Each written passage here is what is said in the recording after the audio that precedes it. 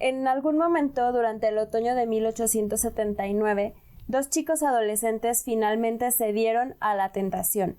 El Kungshaugen o Montículo del Rey, como se conocía localmente, según la leyenda, contenía tesoros o al menos alguna vez los tuvo. Estos chicos agarraron un par de palas y empezaron a cavar. Y este montículo estaba de hecho lleno de tesoros, pero no del tipo que ellos esperaban. Enterrado bajo capas de suelo arcilloso se encontraban gruesas placas de roble de un largo y muy viejo barco. Eran los restos de un enorme barco vikingo. I get sick of fashion all the time. Why? It's just too intense, it's too much, it's too many collections.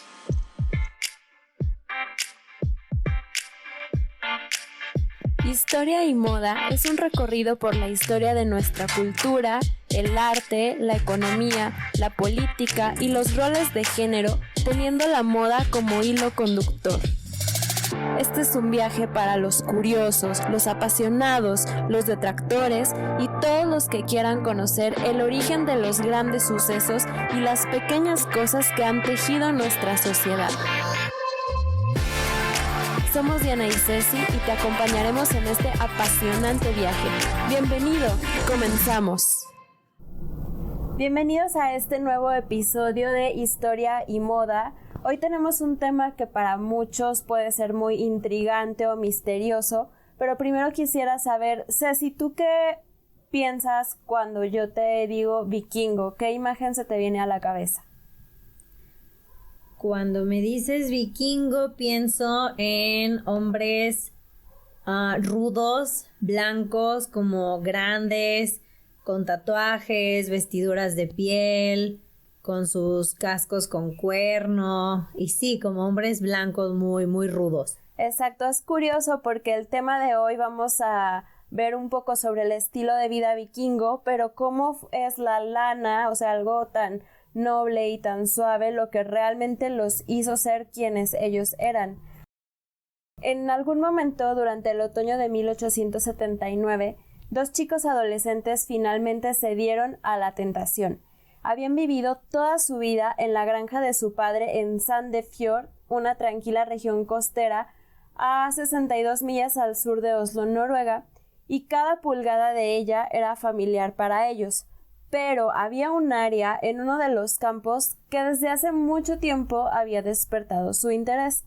El Kungshaugen o Montículo del Rey, como se conocía localmente, era un área elevada de tierra de alrededor unos 45 metros en diámetro y unos 5 metros de altura, y este montículo, según la leyenda, contenía tesoros o al menos alguna vez los tuvo. Entonces estos chicos agarraron un par de palas y empezaron a cavar. Y este montículo estaba de hecho lleno de tesoros, pero no del tipo que ellos esperaban. Enterrado bajo capas de suelo arcilloso se encontraban gruesas placas de roble de un largo y muy viejo barco. Eran los restos de un enorme barco vikingo. Este barco, de nombre Godstad, fue construido alrededor del 850 a.C. y después de unos 10-15 años en el mar, fue arrastrado a la orilla para formar parte de un lujoso funeral. Una cámara de entierro revestida de corteza de abedul había sido construida dentro de él. Una cama contenía el cuerpo de un hombre alto y fornido, como bien mencionaba yo, de mediana edad, quien a pesar de padecer ya sea artritis o gota, había sufrido una muerte violenta, muy probablemente en batalla. Algunos de sus huesos y muchos de los tesoros que habían sido apilados alrededor de su cuerpo habían sido saqueados hace mucho tiempo por ladrones de tumbas. Lo que dejaron fueron los huesos de 12 caballos, 6 perros y un pavo real que habían sido colocados alrededor del cuerpo. En circunstancias normales, la estructura del barco se habría consumido hace muchos siglos. Una vez que el ocupante real y sus posesiones habían sido introducidas, una gruesa capa de arcilla azul lo cubrió, imaginémonos como si fuera fondant por encima de un pastel, y esto actuó como un poderoso preservador. El barco, que ahora está en una exposición en el Museo de Barcos de Vikingos en Oslo, tiene 23 metros de largo, 5 de anchos y alrededor de 1,82 de profundidad desde la borda hasta la quilla. Se le consideró el barco más hermoso que se construyó jamás y de hecho es bastante admirable que es muy ligero, parece casi una escultura. En el curso de los siglos pasados bajo tierra, las líneas de barrido de las placas de madera se han oscurecido de forma que hoy parecen casi carbón. Estas son también sorprendentemente delgadas, haciendo el barco ligero y flexible, lo cual usualmente no es una cualidad deseada para un bote, pero que era aparentemente intencional. El casco pesa tan solo 7 toneladas. Cada flanco cuenta con 16 piezas de hoyos para remos, lo que sugiere que tenía una tripulación de 32 hombres, pero originalmente también tenía un robusto mástil de pino para ayudarlo a impulsarse a través de las olas. Dentro del Gotstad fueron encontrados restos de una tela de doble grosor blanca y roja, los restos fantasmales de una vela de lana. Cuando pensamos en los vikingos también se nos vienen a la mente los barcos, y de hecho los barcos fueron integrales al estilo de vida vikingo. Para entender lo importante que eran es que se usaban también en los ritos de la muerte. Muchos barcos fueron enterrados, probablemente porque se creía que conducirían a sus habitantes al más allá. Otros barcos fueron usados como piedras funerarias. Un testimonio de estos funerales cuenta que una vez que el cuerpo de un hombre era echado al centro del barco, se convocaba a una de sus esclavas y en un grotesco ritual, sus asistentes la violaban y apuñalaban a muerte antes de ser colocada al lado de su patrón. Una vez hecho esto, a la nave llena de sangre se le prendía fuego, pues sí que era brutal. Los barcos tenían un lugar de orgullo en las sagas islámicas también. Se le dieron apodos evocativos y animalistas como corcel de remo, dragón de surfeo, alce del fiordo, bisonte oceánico y caballo del corazón de la langosta. Todos estos son animales muy relacionados con la mitología nórdica. Eran objetos de orgullo y poder. Según la leyenda, una enorme nave fue construida por el rey Olaf en 998. Larga Serpiente, como se le llamaba, podía cargar 200 hombres armados y tenía espacio para 34 pares de remadores. Otras sagas hablan de barcos con mástiles de 21 metros. Hace más o menos un siglo, estos cuentos no se tomaban en serio, pero ahora que los arqueólogos han encontrado barcos que miden 39 metros, pues ya estos cuentos suenan menos pretenciosos. Claro, aunque de cualquier forma la reina de todos los barcos vikingos nunca existió. Skidbladnir, según la mitología nórdica, fue construida por los enanos del dios Frey. Por supuesto, también era mágica, lo suficientemente grande para contener al entero panteón nórdico con todas sus armas. Había sido, forjada tan astutamente que cuando no se usaba, Frey podía doblarla como una fina pieza de tela para ser llevada en el bolsillo, así, delgadita. El mayor atributo de Skidbladnir, sin embargo, eran sus velas. No importaba cuándo y cómo se detuviera el barco, cuando las velas se izaban, el fuerte y poderoso viento soplaría listo para llevarla precisamente a donde ella tenía que ir. Mientras muchos aspectos de los barcos vikingos pueden decepcionar, curiosamente fueron las velas las que donaron a estas naves su poder y su alcance. Y esto va muy relacionado con el estilo de vida que tenían los vikingos. Ellos, recordemos que eran guerreros. Bueno, aquí quiero hacer un pequeño paréntesis para entender un poco el origen de los vikingos. Los vikingos tienen su origen en los pueblos bárbaros que llegaron del este de Europa y poco a poco fueron, digamos, ocupando distintos lugares en Europa. Y según donde se asentaban, o sea, era un pueblo muy grande que se fue dividiendo y se fue distribuyendo. Entonces, según donde se asentaban, se les llamó iberos, anglos, sajones, francos, y así, digamos, que también son en parte el origen de las razas europeas actuales. Y dentro de estos pueblos tenemos a los godos, visigodos, ostrogodos y a los vikingos, que si bien están un poco más asociados con el norte de Europa y los países nórdicos, también llegaron a ocupar una parte de Francia y bueno, también gran parte de Inglaterra. Bueno, cierro el paréntesis para entender a estos personajes. Uh-huh. Y vamos a ver que ellos hacían redadas muy violentas y desafiantes en pueblos indefensos y monasterios, y este era el leitmotiv de las historias contadas acerca de los vikingos. Ciertamente usaron sus proezas como hombres marinos para maniobrar y sorprender a sus enemigos. Sus botes, que se sentaban por encima del agua, no necesitaban puertos y podían ser varados casi en donde sea, haciendo muchos lugares más vulnerables para ser atacados. Pero los vikingos eran, además de guerreros, también comerciantes, con sus botes olfateando ríos para alcanzar importantes puertos de comercio alrededor de Europa y en el Mar Negro, y jugaron un rol activo en las franjas de oeste de las rutas de la seda. Yendo ida y vuelta entre puertos de comercio, sus barcos cargaron desde mármol hasta colmillos de morsa, ámbar, halcones, esclavos humanos o pieles del lejano norte, como martas, castores y ardillas de invierno, que eran especialmente preciadas en la Europa occidental. O sea, realmente gracias a los vikingos fue que en Europa empezaron a usarse las pieles, sobre todo pues las clases altas y la realeza. Numerosas telas de seda han sido encontradas en tumbas escandinavas que fueron tejidas en lugares tan lejanos como China y Persia. Sin embargo, no fueron estos botes los que se usaron siempre para navegar.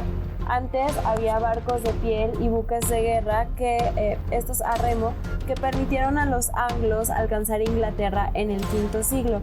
Pero la vela, posteriormente, permitió a los vikingos ir más lejos y viajar más rápido, abriéndoles mucho más el mundo.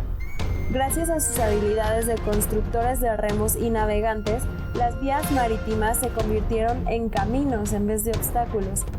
Con esto establecieron nuevas tierras, enriquecieron culturas, importando nuevas formas de arte y costumbres.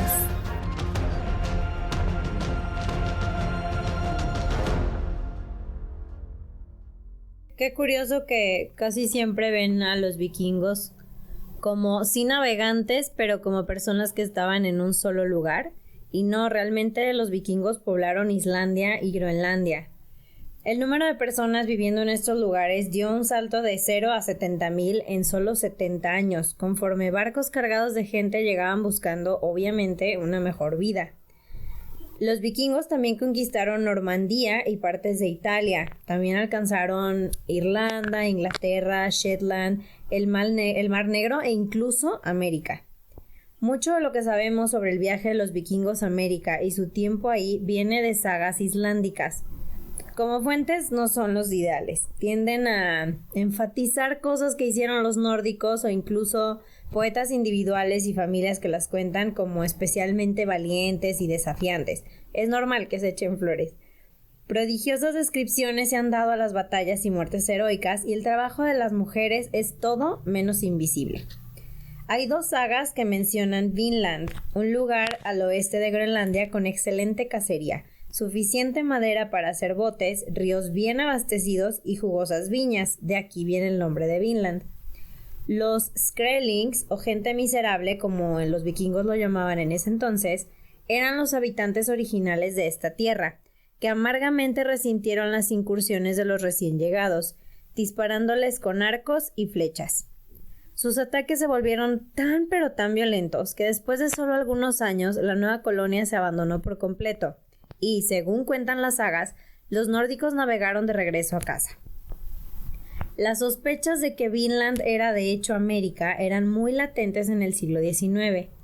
En 1893, un constructor de barcos determinado a probar que el viaje de Noruega a América en un bote era posible, construyó una réplica exacta del recién desenterrado Godstad, bautizado Vikingo, para reafirmar el punto. Capitaneado por Magnus Andersen, el Vikingo partió hacia el oeste con una docena de hombres. 30 toneladas de carga y 1,000 botellas de cerveza que por supuesto no podían por faltar. si les daba sed. Obvio. Alcanzaron Terranova, que en inglés es Newfoundland, y Labrador en Canadá, el 27 de mayo y fueron recibidos por los curiosos de New London en la isla del Príncipe Eduardo el 14 de junio. Aquí, esta isla no es donde se filmó Anne with an E, la serie que está en Netflix. Es Canadá, sí, creo. Justo en Canadá, Okay, así es. Fue un viaje tormentoso. Sin embargo, parecía confirmar que el largo viaje especulado de la tierra de los vikingos a América en un bote era al menos posible. En un mar picado, la quilla podía moverse de arriba hacia abajo hasta 3/4 de pulgada, pero de forma asombrosa el barco permanecía completamente firme. Pruebas más definitivas de que los vikingos realmente alcanzaron América siguieron a esto. En 1960, un par de arqueólogos encontraron restos de asentamiento vikingo en Terranova que databa del año 1000 a.C. Una moneda de cobre descubierta en Maine había sido acuñada en Escandinavia en algún momento entre 1065 y 1080 durante el reinado del rey Olaf III. Algo que no está en duda de cualquier manera es que la maestría de los vikingos en los barcos y velas les permitió llegar a América 500 años antes que el mismísimo Cristóbal Colón. La historia está llena de viajes milagrosos como este, logrados gracias a las longitudes de las telas transformadas en velas y los barcos flotando debajo de ellas. En los últimos 50,000 años, el hombre las ha usado para alcanzar hasta las islas más remotas que están dispersas como perlas perdidas sobre la superficie del mundo. Se cree que viajes relativamente cortos, como ir de una isla a otra, eran normales durante el Pleistoceno tardío y este fue el origen de viajes más ambiciosos hace alrededor de 12,000 años. Las islas más remotas fueron colonizadas por los humanos solo durante el último milenio. ¿Cómo sucedió esto exactamente y cómo se veían las herramientas usadas por los primeros exploradores marinos? Generalmente se desconoce. En la ausencia de evidencia, se han intentado recrear estas expediciones. El ejemplo más famoso es la expedición Kon-Tiki. En abril de 1947, el escritor y explorador noruego Thor Heyerdahl hizo una vela en una tosca balsa hecha de troncos y partieron desde Lima con dirección a la Polinesia francesa. Su objetivo era probar una teoría de que las islas polinesias habían sido pobladas por gente de América del Sur y no de Asia. A pesar de que fue capaz de hacer el viaje, su teoría se ha desacreditado. Otros han usado pistas lingüísticas para hacer inferencias a estos viajes antiguos. Cuando el capitán Cook visitó el Pacífico, especuló que muchas de las islas polinesias que visitó fueron colonizadas por la misma ola de gente por las similitudes de su lenguaje. Más intrigantemente aún, las palabras para mástil y vela parecen ser las más antiguas en el austronesiano hablado en los archipiélagos filipinos e indonesios más isolados, sugiriendo que fue la tecnología de los botes a vela la que esparció a la humanidad sobre algunos de los estrechos más remotos del globo. Ni los botes ni las velas con las que estamos familiarizados ahora surgieron de una sola mente. Son producto de milenios de sabiduría y experiencia crecidas lentamente como los arrecifes de coral. Los barcos más antiguos eran probablemente de manojos de cañas y sus velas eran pieles de animales extendidas en un marco de palos o troncos ahuecados. La nave más antigua que se conoce es la canoa Pese de 2.7 metros de largo, que se cree fue tallada en un tronco de pino silvestre de 10,000 años en lo que ahora es Holanda. Tan simple artesanía, no obstante, pudo no haber sido capaz de hacer frente por mucho tiempo a las condiciones del mar. Viajes más largos y duros requerían botes que fueran más estables y capaces de resistir a los azotes de las olas y el viento. Las velas fueron una innovación separada. Su función es aprovechar el viento para conducir la nave sobre el agua. Tan simple como eso, pero esa premisa tan simple dio lugar a miles de posibilidades. Claro, las velas modernas usualmente están hechas de telas sintéticas como dacrón, nylon o kevlar. Sin embargo, las velas usadas para todos los casi milagrosos viajes hechos hasta la invención del barco de vapor en el siglo XIX y muchas más desde entonces, fueron tejidos de fibras naturales, lino, algodón, cáñamo y lana. Sin la producción de telas para hacer velas, estos viajes desafiantes habrían sido imposibles. A pesar de que los nórdicos las adoptaron más tarde, se convirtieron en expertos. Esto era natural, las velas expandieron dramáticamente sus horizontes, permitiéndoles llegar más lejos, con cargas más grandes y dándoles una ventaja crucial en contra de sus rivales. Durante el imperio del Mar del Norte del rey Canute, en 1016, su flota, desde el buque de guerra más grande hasta el bote de pesca más humilde, habría requerido alrededor de 1.000.000 cuadrado de millas de tela para hacer velas. La mayoría de estas se habrían hecho de lana. La lana no parece un material obvio con el cual hacer velas. Digo, tú eres la experta.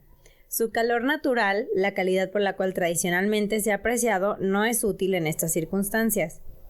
De hecho, parte de lo que le da a la lana su calor son los rizos de sus fibras individuales, que ayudan a crear bolsillos aislantes de aire cuando se tejen. Pero estos rizos también significan que la tela de lana está llena de pequeños hoyos a través de los cuales el aire puede escapar. No es lo ideal, obviamente, cuando se trata de aprovechar el viento.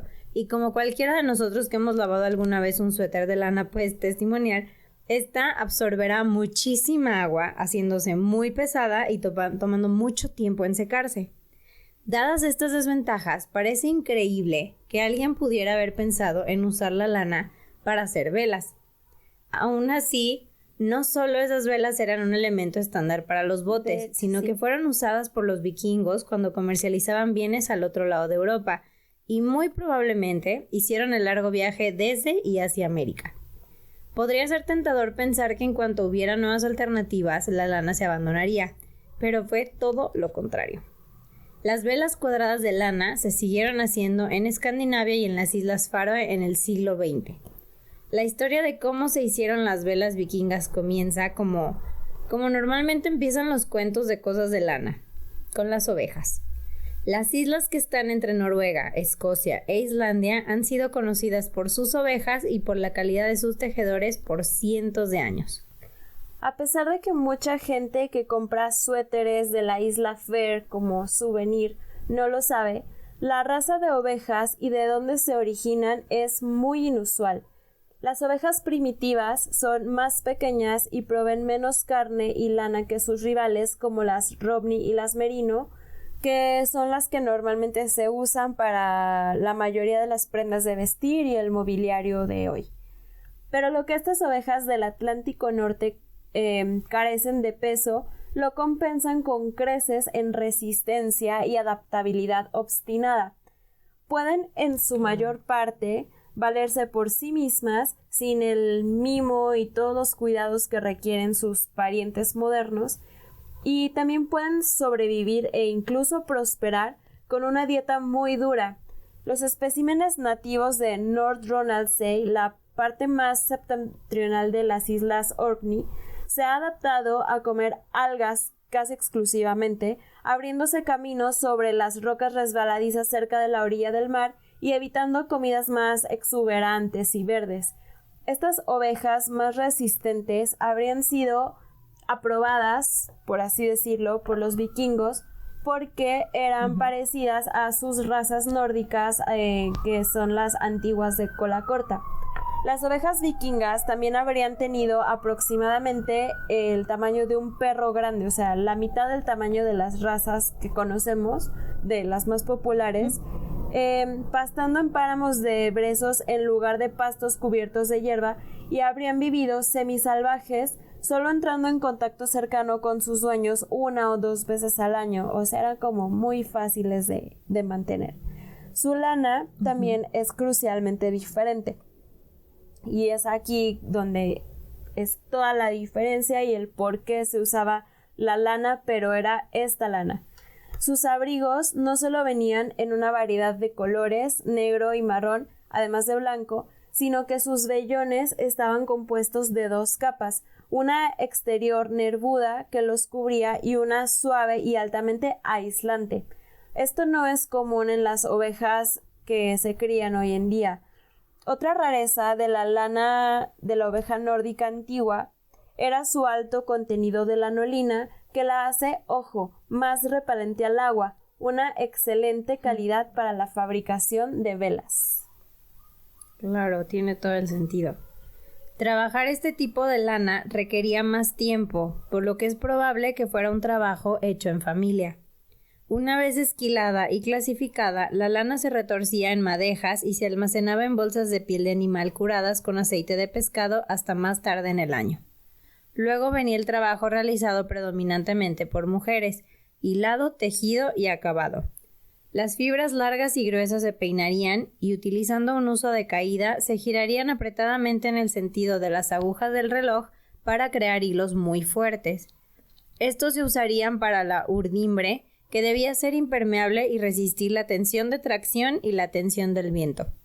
A la lana se le dio un tratamiento más suave y se le hizo girar libremente en sentido antihorario. Este hilo más suave y suelto se usaría para la trama. Cuando se completa un proceso mediante el cual las fibras se frotan para que comiencen a agruparse, las fibras suaves crearán una superficie más densa y resistente al viento. Hacer estos 2 tipos de hilo requirió habilidad y mucho tiempo.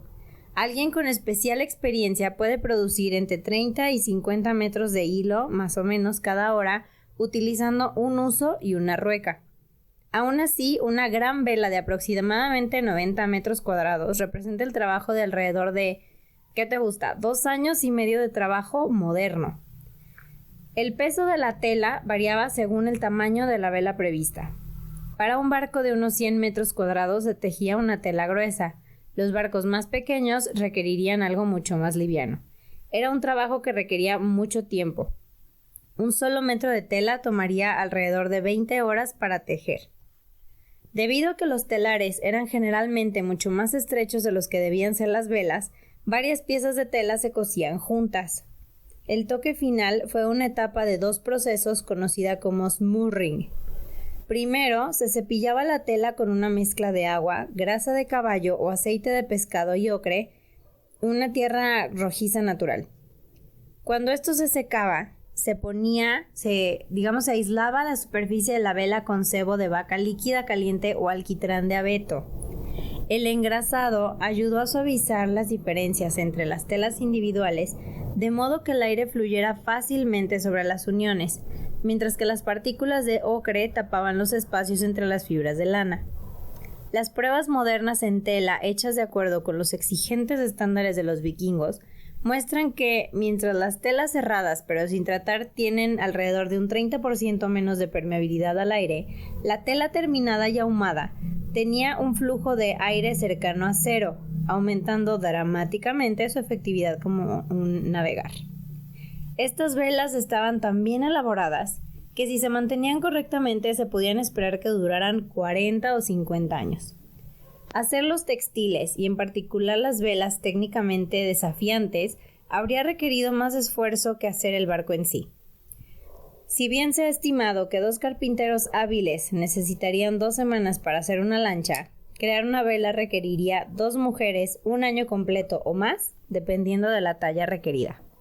¡Qué maravilla! Sí, o sea, es toda una actividad súper importante.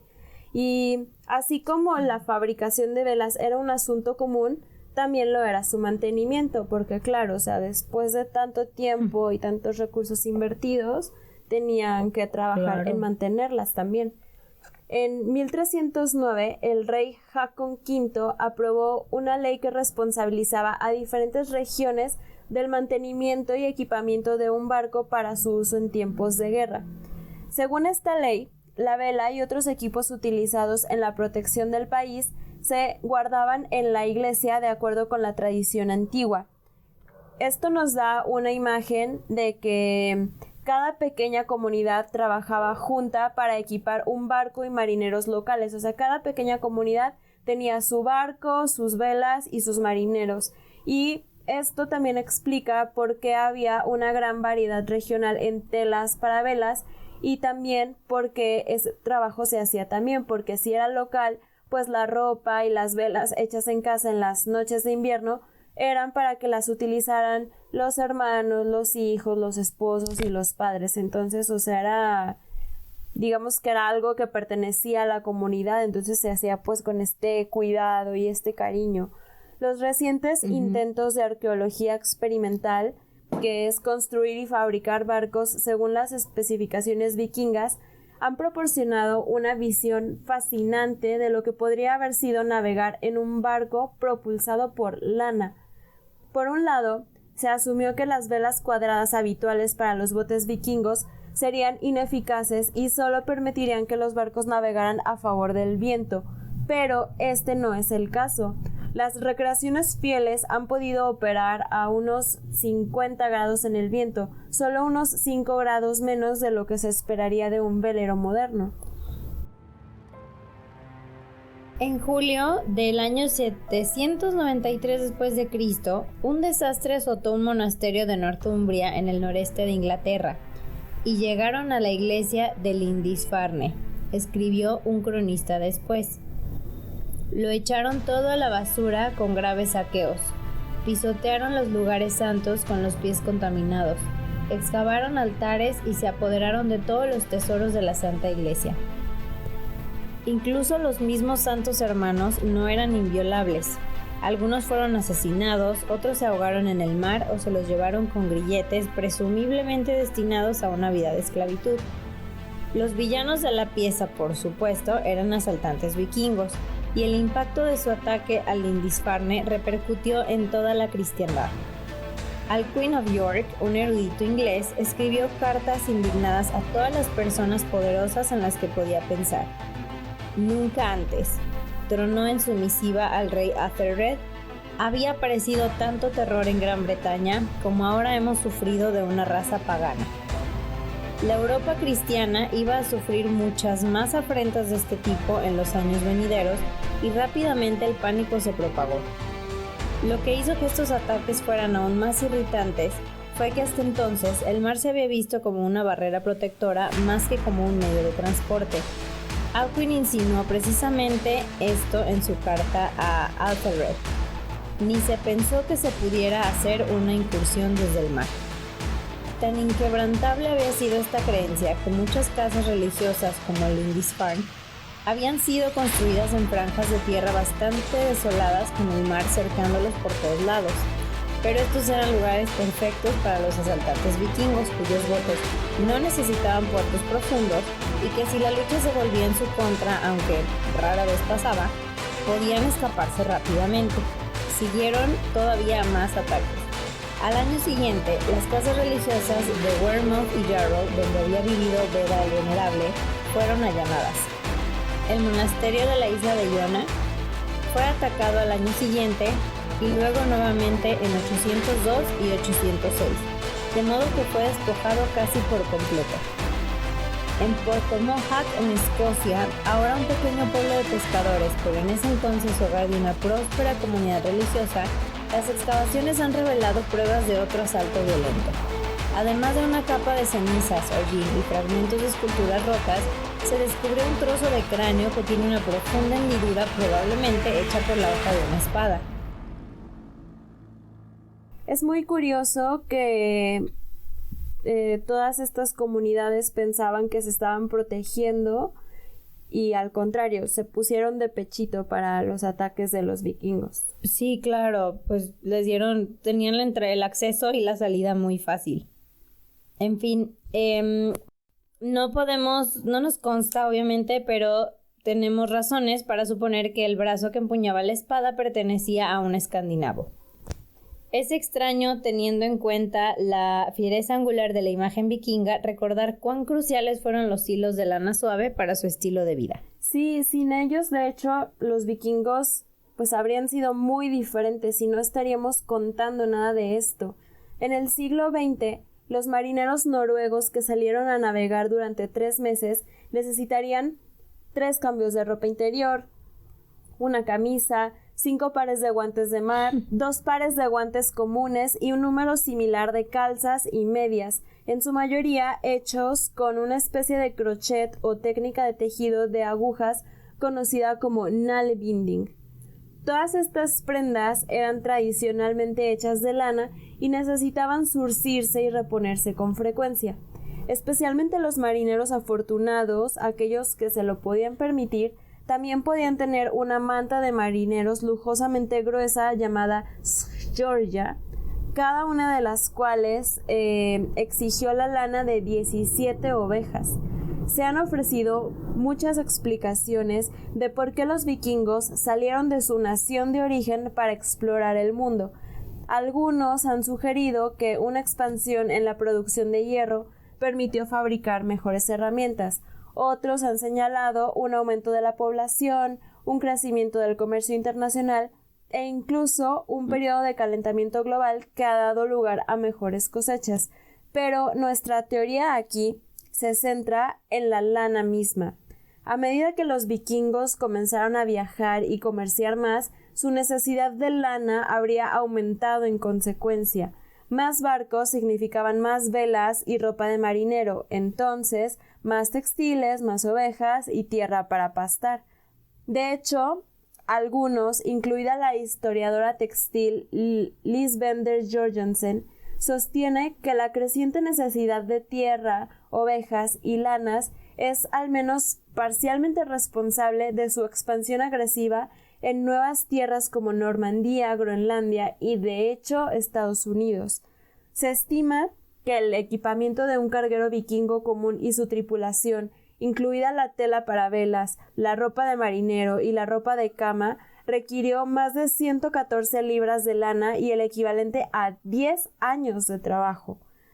Para un buque de guerra particularmente grande con una tripulación de unos 70 hombres, las cifras pues son monstruosas, 1,5 toneladas de lana y hasta 60 años de trabajo. La producción de tan inmensas cantidades de tejido representa una enorme inversión por parte de una gran comunidad de personas, en su mayoría mujeres.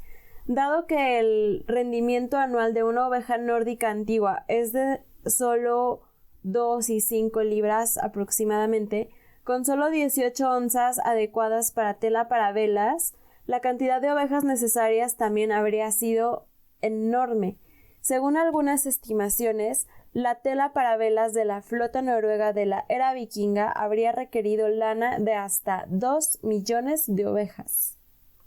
O sea, imagínate la cantidad de animales, de comida para los animales, de toda la gente trabajando de tierra, claro, toda la gente trabajando para hacer hilos y de verdad que qué maravilla, es algo que definitivo creo que la gente no conocía de los vikingos.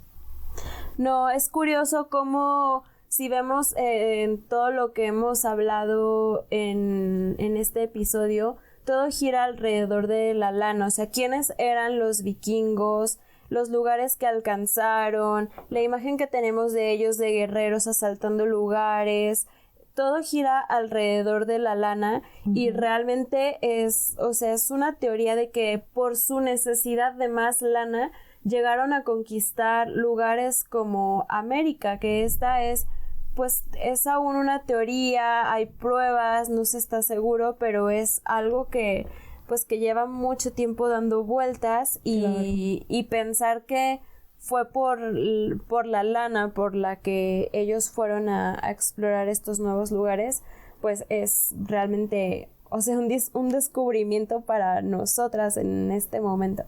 Sí, así es.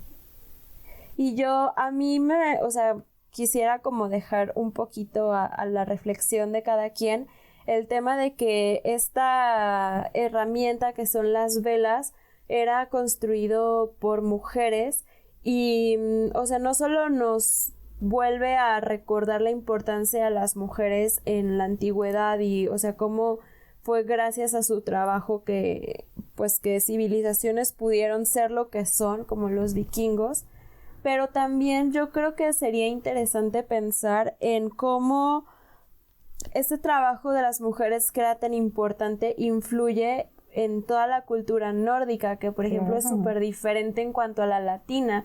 En todas las culturas del norte de Europa, la mujer tiene un papel muchísimo más equitativo o igualitario respecto a, pues obviamente Latinoamérica, pero incluso varios países de Europa, o sea, países latinos. Entonces creo que aquí también podríamos pues jalar más hilos y entender el porqué de este lugar de la mujer en una cultura y en otra. Claro, sí, totalmente de acuerdo. Pues muchas gracias por escucharnos, gracias a Ceci por formar parte de este podcast. Y bueno, antes no lo hice, pero quería agradecer a Edgar Alonso, que de repente nos presta su voz para darle un poco más de intensidad a los diálogos con los que nos topamos a veces. Esperamos que les haya gustado este episodio. Seguimos avanzando pasito a pasito en la historia y nos escuchamos en el próximo episodio. ¡Chao!